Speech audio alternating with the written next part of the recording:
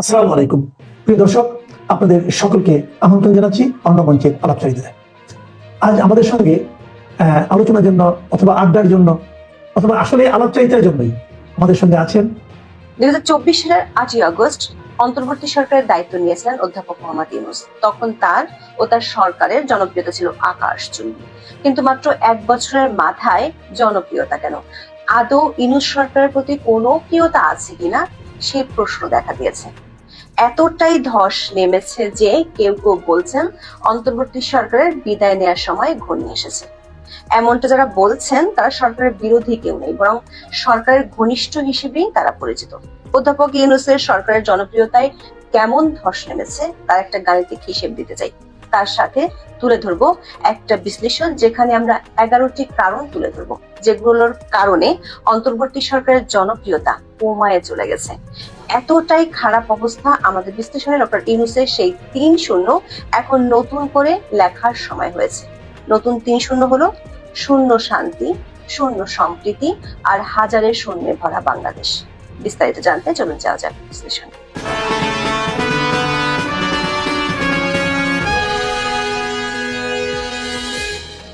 দায়িত্ব নেওয়ার এক বছর পর অধ্যাপক ইউনূসের নেতৃত্বাধীন অন্তর্বর্তী সরকারের জনপ্রিয়তা কেমন তা নিয়ে কোনো জরিপ হয়নি, তবে জনপরিসরে কান পাতলেই সরকারের সমালোচনা ভেসে আসে।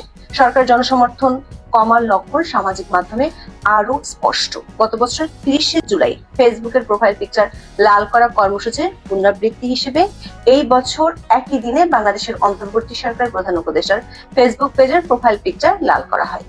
কিন্তু আগে যেটি ছিল স্বতঃস্ফূর্ত, এক বছর পর সেটি অধ্যাপক ইউনূসের জন্য ব্যাকফায়ার করলো। ওই পোস্টটি থেকে আমরা অধ্যাপক ইউনূস সরকারের জনপ্রিয়তার ধারণা পেতে পারি। 4 আগস্ট পর্যন্ত ওই পোস্টে 42,000 রিয়াকশন এসেছে, যার মধ্যে 30,000 রিয়াকশনই হা হা। একে আমরা দেখতে পারি জনমতের এক নিদারুণ বাস্তবতা হিসেবে। 13,700 কমেন্ট এসেছে, যার মধ্যে 13,000-এরও বেশি কমেন্টই সরকারের জন্য নেতিবাচক।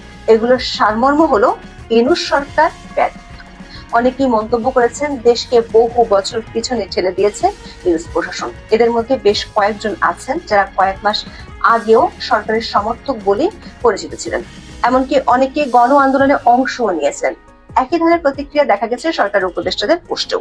বাধ্য হয়ে তাদের পোস্টগুলোতে এখন ফ্রেন্ডস অনলি কমেন্ট অনিবার্য হয়ে উঠেছে। প্রশ্ন হলো, এক বছরের মাথায় সরকারের সমর্থকরাই কেন সরকার থেকে সমর্থন তুলে নিচ্ছেন? আমাদের বিশ্লেষণে আমরা 11টি কারণ তুলে ধরেছি, যেগুলো ডক্টর ইউনূসের আকাশচুম্বী জনপ্রিয়তাকে মাটিতে নামিয়ে এনেছে। সমর্থকরাই বলছে যাওয়ার সময় ঘনিয়ে এসেছে, খোঁজা দরকার এক্সিট রুট। অধ্যাপক ইউনূস দায়িত্ব নেওয়ার পর নতুন আপদ উপহার দিয়েছেন দেশবাসীকে, সেটির নাম মব সন্ত্রাস। গত এক বছরে মব সন্ত্রাসীরা ব্যক্তির উপর হামলা থেকে শুরু করে অফিস, ঘর বাড়ির লুটপাট, ঐতিহ্যবাহী স্থাপনা, মাজার, আখড়া ভাঙ্গা, এমনকি নারীদের ফুটবল ম্যাচ পর্যন্ত বন্ধ করে দিয়েছে। আদালত পাড়া থেকে শিক্ষা প্রতিষ্ঠান, মসজিদ থেকে মন্দির, বেডরুম থেকে রাজপথ, সবখানে সরকারের নাকের ডগায়, সরকারি পৃষ্ঠপোষকতায় মব সন্ত্রাস চলছে। আইন ও সালিশ কেন্দ্রের তথ্য অনুযায়ী ডক্টর ইউনূসের এক বছরের শাসনে মব সন্ত্রাসে যত মানুষ মারা গেছে তা গত 20 বছরের রেকর্ডকে বহুগুণে পেছনে ফেলে দিয়েছে। অন্তর্বর্তী সরকারের গত এক বছরের দিনে কমপক্ষে 18 জন মানুষ মব হত্যার শিকার হয়েছেন। এসব ঘটনা এখন এতটাই নিয়মিত হয়ে দাঁড়িয়েছে যে অনেক সময় পুলিশের উপস্থিতিতেও এসব ঘটনা ঘটে। স্বাধীনতা যুদ্ধের স্মৃতি বিজড়িত বঙ্গবন্ধু শেখ মুজিবুর রহমানের ধানমন্ডির 32 নম্বরের বাড়িটি জনসম্মুখে ঘোষণা দিয়ে ভেঙে ফেলা হয়েছিল। ইউনূস সরকার তার ঠেকানো তো দূরের কথা, সরকার পদাধিকারী ব্যক্তিরাই এই ভাঙ্গনে উল্লাস করেছে। সরকারি এই মব সন্ত্রাসীদের আখ্যা দিয়েছে প্রেসার গ্রুপ হিসেবে। বছরের শেষে এসে অবশেষে অরিন্দম কহিলর মতোই উপদেষ্টা আসিফ নজরুল মব সন্ত্রাসকে বলেছেন দুর্ভাগ্যজনক। এর অর্থ হলো সরকার এখনো স্বীকার করতে রাজি নয় এটি তাদের ব্যর্থতা, বলা ভালো সবচেয়ে বড় ব্যর্থতা।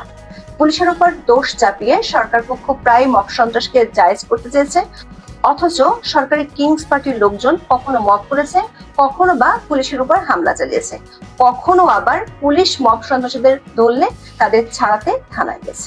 দ্বিতীয় কারণ, নির্বিচারে হত্যা মামলা আর গণগ্রেপ্তার। 1 বছর পর এসে আইন উপদেষ্টা বলছেন তার সরকারের জন্য দুর্ভাগ্যের আরেকটি বিষয় হলো জুলাই আন্দোলনের নামে নির্বিচারে হত্যা মামলা। মামলা বাণিজ্যে বাংলাদেশের সব আমলের রেকর্ড ছাড়িয়ে গেছে এরই মধ্যে। জীবিত ব্যক্তিকে মৃত দেখিয়ে, এক ব্যক্তিকে একাধিক স্থানে আহত দেখিয়ে মামলার পর মামলার ফাইল হয়ে গেছে। খেলোয়াড় থেকে অভিনেত্রী, সাংবাদিক, আইনজীবী, বিচারক কেউই বাদ পড়েননি এসব মামলা বাণিজ্য থেকে। কোটি কোটি টাকার মামলা বাণিজ্যের খবর গণমাধ্যমে ফলাও করে প্রচার হলেও আইন উপদেষ্টা সব সময় ছিলেন দিবা স্বপ্নে। একদিকে মামলা যেমন হয়েছে দেদারসে, তেমনি সরকার বাহাদুরও গ্রেপ্তার করেছে অবারিতভাবে। সরকারি নির্বিচারে গ্রেপ্তার প্রক্রিয়া বিচার বিভাগের স্বাধীনতা নিয়ে শুধু প্রশ্নই তোলেনি, মানবাধিকার পরিস্থিতিকে হাস্যরসে পরিণত করেছে। নানা মাত্রার মব সন্ত্রাস, নির্বিচারে মামলা ও দোষর ট্যাগিং দিয়ে অবাধে চলছে চাঁদাবাজি ও দখলবাজি। চাঁদাবাজির জন্য নৃশংসভাবে পাথর দিয়ে থেতলে মানুষ মারতেও দেখা গেছে অন্তর্বর্তী সরকারের আমলে। বিএনপি নেতাকর্মীদের চাঁদাবাজিতে অতিষ্ঠ হয়ে উঠেছে বহু এলাকার সাধারণ মানুষ। সরকার সমর্থিত কিংস পার্টি এনসিপি ও তাদের সহযোগীরা, যারা ডক্টর ইউনূসের নিয়োগকর্তা বলে পরিচিত, তাদের চাঁদাবাজির জন্য নির্বিঘ্নে ঘুমানো দায় হয়ে গেছে। 1 বছরের মধ্যে জুলাই হয়ে গেছে মানি মেকিং মেশিনে। উপদেষ্টা থেকে শুরু করে তাদের আত্মীয় স্বজন, সহকারী এবং সমন্বয়কদের বিরুদ্ধে দুর্নীতির বহু অভিযোগ জমা হয়েছে। এর মধ্যে শত শত কোটি টাকা লোপাটের কাহিনী প্রকাশ্যে এসেছে। 5 আগস্টের পর থেকে সরকারি উপদেষ্টা ও তাদের সমর্থক কিংস পার্টির নেতারা রাতারাতি পাল্টে ফেলতে চেয়েছেন বাংলাদেশের স্বাধীনতা যুদ্ধের ইতিহাস। তারা স্বীকারই করতে চান না বাংলাদেশে কখনো শেখ মুজিব নামে কেউ ছিল যার নেতৃত্বে বাংলাদেশ স্বাধীন হয়েছিল। মুক্তিযুদ্ধের বিভিন্ন স্মৃতি ও স্মারকে ভাঙচুর এবং মুক্তিযোদ্ধাদের অবমাননা চলতে থাকে সরকারি প্রশ্রয়। 1971-কে 2024 দিয়ে রিপ্লেস করতে চেয়েছে অনেকে। মুক্তিযোদ্ধা ও তাদের সহযোগীদের সংজ্ঞা সংক্রান্ত আইন পরিবর্তন করে সন্দেহকে অনেকখানি পাকাপোক্ত করেছে জুলাইকে দ্বিতীয় স্বাধীনতা বলা এনজিও। গত বছর 5 আগস্টের পর থেকে ইউনূস সরকারের সবচেয়ে বড় সাফল্য হলো হরে ধরে ট্যাগিং আর বিভাজনের রাজনীতি চালু করা। ফ্যাসিস্টের দোসর আখ্যা দিয়ে সরকার উপদেষ্টা থেকে শুরু করে সরকার সমর্থকরা প্রতিপক্ষকে ঘায়েল করার প্রাণান্তকর চেষ্টায় নিয়োজিত আছে। অধ্যাপক ইউনূস নিজের পছন্দসই দলগুলোকে নিয়ে বানিয়েছেন জাতীয় ঐকমত্য কমিশন, যে দলগুলোর বেশিরভাগ ভোটের রাজনীতিতে হর হামেশাই জামানত হারায়। জাতীয় পার্টির মতো অনেক নিবন্ধিত দলকে তাদের স্বাভাবিক কাজই করতে দেয়া হচ্ছে না, ফলে জাতীয় ঐকমত্য কমিশন হয়ে গেছে জাতীয় বিভাজন কমিশন। খোদ সরকার সমর্থক বলে পরিচিত টিআইবি বলছে সরকারের পৃষ্ঠপোষকতায় কিংস পার্টি হিসেবে কাজ করছে এনসিপি। নিরস্ত্র জনতার উপর যে সেনাবাহিনী জুলাই আন্দোলনে গুলি চালায়নি, সেই সেনাবাহিনী গোপালগঞ্জে এনসিপির জন্য নিরস্ত্র মানুষের উপর গুলি চালিয়েছে। ব্যাপক সমালোচনা থাকা সত্ত্বেও সরকার তার কিংস পার্টিকে খুশি করতে আওয়ামী লীগের কার্যক্রম নিষিদ্ধ করেছে। বিরোধী রাজনৈতিক প্রতিপক্ষের চেয়েও গত 1 বছরের খারাপ অবস্থা সাংবাদিক ও গণমাধ্যমের।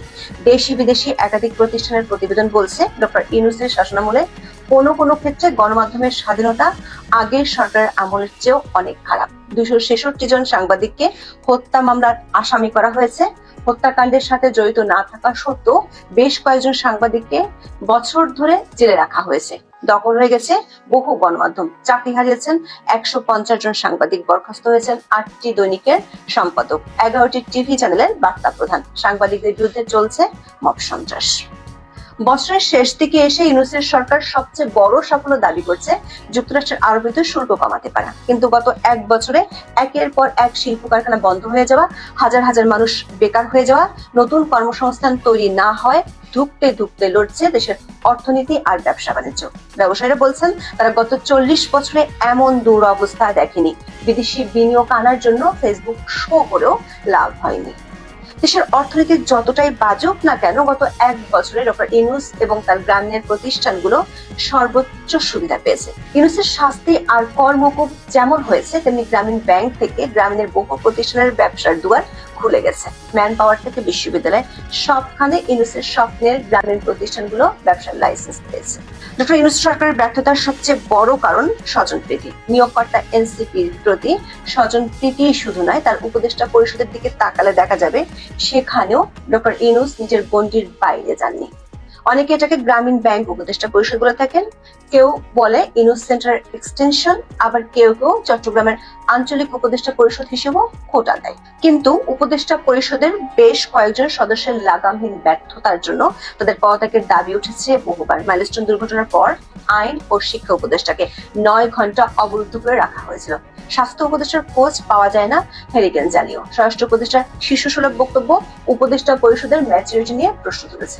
হেলিকপ্টার, বিমানবন্দরে ম্যাগাজিন কাণ্ড, বাবার লাইসেন্স, এসব নানা কারণে বিতর্কিত উপদেষ্টা আসিফ মাহমুদ, সজীব ভুঁইয়া, কিন্তু তারপরও তিনি বহাল তবিয়তে আছেন।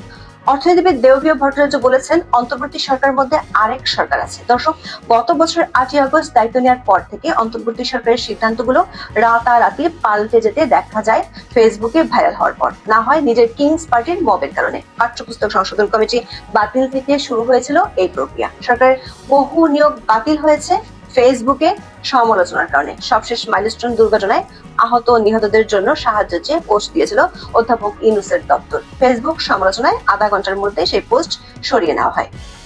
আওয়ামী লীগের পতনের পর দেশের মানুষের সবচেয়ে বেশি চাওয়া ছিল একটি অবাধ, সুষ্ঠু, নিরপেক্ষ ও অংশগ্রহণমূলক নির্বাচন। কিন্তু সরকার সেই চাওয়াটার মধ্যেই জল ঢেলেছে সবচেয়ে বেশি। একাধিক নাটক এরই মধ্যে মঞ্চস্থ করেছে নির্বাচন নিয়ে। সরকার জনসমর্থন কমার জন্য কারণগুলো ততটা প্রকট হয়ে উঠতো না যদি নির্বাচনের তারিখ নিয়ে নিশ্চয়তা থাকতো। কারণ নির্বাচনের তারিখ নিয়ে সরকারের দিক থেকে মহাকাব্যিক অনিশ্চয়তা এবং সরকার সমর্থক রাজনৈতিক দলগুলোর নানা হেয়ালি বিএনপির মতো বৃহৎ রাজনৈতিক দলকে নির্বাচন বিষয়ে সন্দিহান করে তুলেছে। বিএনপির জন্য নির্বাচন হয়ে গেছে এখন বিস্কুট দৌড়ের খেলার মতো। ব্যর্থতার এত ফিরিস্তির মাঝে কি কোনো সাফল্য নেই অন্তর্বর্তী সরকারের? আছে। সরকারি টাকায় ইউনূসের 11টি বিদেশ সফর, জুলাই চেতনার নামে ব্যবসা। অর্থ উপদেষ্টা ডক্টর সালেউদ্দিন আহমেদ অভিযোগ করেছেন, অন্তর্দৃষ্টি দিয়ে দেখা হয় না বলেই সরকারের সাফল্য দেখতে পায় না। তিনি গ্লাসের অর্ধেক খালি অংশ না দেখে অর্ধেক পূর্ণ অংশটি দেখার পরামর্শ দিয়েছেন। দর্শক, গ্লাসে কি আদৌ পানি অবশিষ্ট আছে? সেই প্রশ্ন যখন জোরালো হচ্ছে, তখন অর্ধেক খালি না ভরা তা খুঁজতে গেলে গ্লাসটাই হয়তো হারিয়ে যেতে পারে। এখন এ পর্যন্ত।